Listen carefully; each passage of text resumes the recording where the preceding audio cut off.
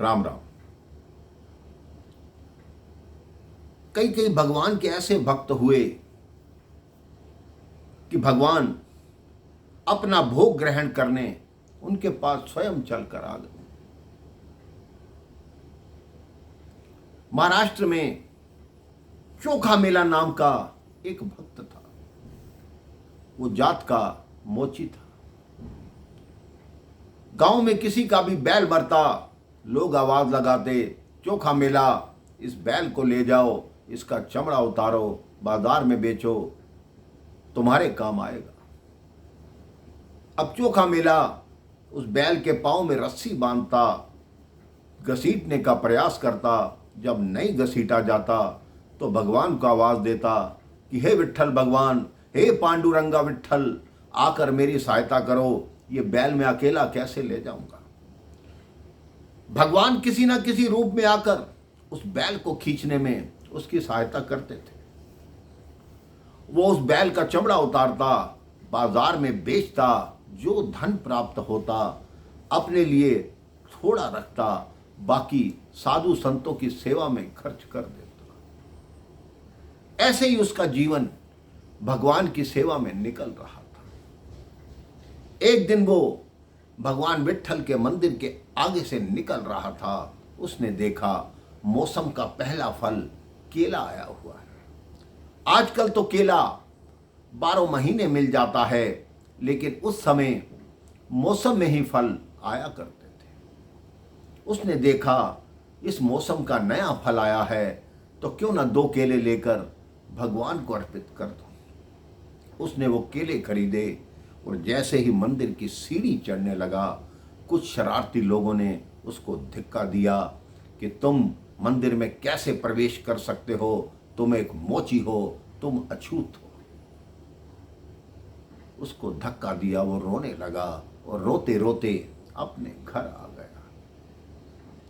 घर आया, जल तक ग्रहण नहीं किया, बस रोता गया कि हे मेरे प्रभु, हे मेरे विट्ठल, मेरा क्या दोष है, मैं तो आपको भोग लगाने जा रहा था।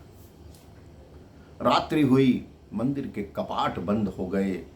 थोड़ी ही देर में उसके घर का दरवाजा खटखटाया, आवाज लगाई गई, चोखा मेला, दरवाजा खोलो। उसने आंसू पोंछते हुए दरवाजा खोला। सामने भगवान विट्ठल खड़े थे। कहते लाओ, जो मेरे लिए केला लाए थे वो मुझे दो। भगवान ने एक केला खाया और कहा ये दूसरा केला मुझे दो, ये रुक्मिणी भी तो है, उसको खिलाना पड़ेगा। भगवान दूसरा केला लेकर वापस चले गए। चोखा मेला प्रसन्न हो गया कि आज भगवान के दर्शन भी हो गए और उनको भोग भी अर्पण कर दिया। सुबह जब पुजारियों ने कपाट खोला, उन्होंने देखा भगवान की मूर्ति के आगे केले का छिलका कैसे पड़ा है। तब उनको याद आया कि चोखा मेला आया था, वही केले चढ़ाना चाहता था, ये गलती उसी ने की है, केला खाकर और छिलका भगवान के मंदिर में फेंक गया। सारे पुजारी चोखा मेला के पास गए, उसकी बहुत पिटाई की।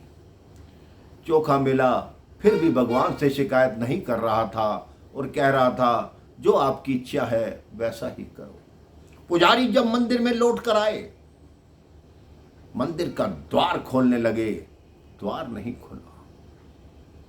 बहुत प्रयास किए, लेकिन किसी भी दशा में द्वार नहीं खुल रहा था।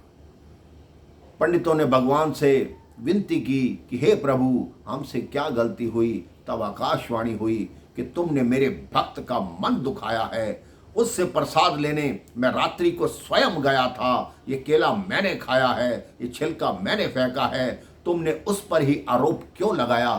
तुम जाओ, उससे जाके क्षमा मांगो, उसको कंधे पर उठा कर लाओ और उसके पैरों को धोकर उसका चरणामृत पियो, तभी मुझे शांत कर सकते हो, तभी मैं अपने मंदिर के द्वार खोलूंगा। पुजारियों की आंखें खुल गई। वो चोखा मेला के घर गए, उससे क्षमा मांगी, उसे कंधे पर उठाकर लाए, उसके चरणों को धोया, चरणामृत ग्रहण किया, तब मंदिर के कपाट खुले। तो ये है भगवान की लीला, जो अपने भक्तों के लिए कुछ भी कर सकते हैं। अपने भक्तों के लिए वो तो नंगे पांव दौड़े आते हैं।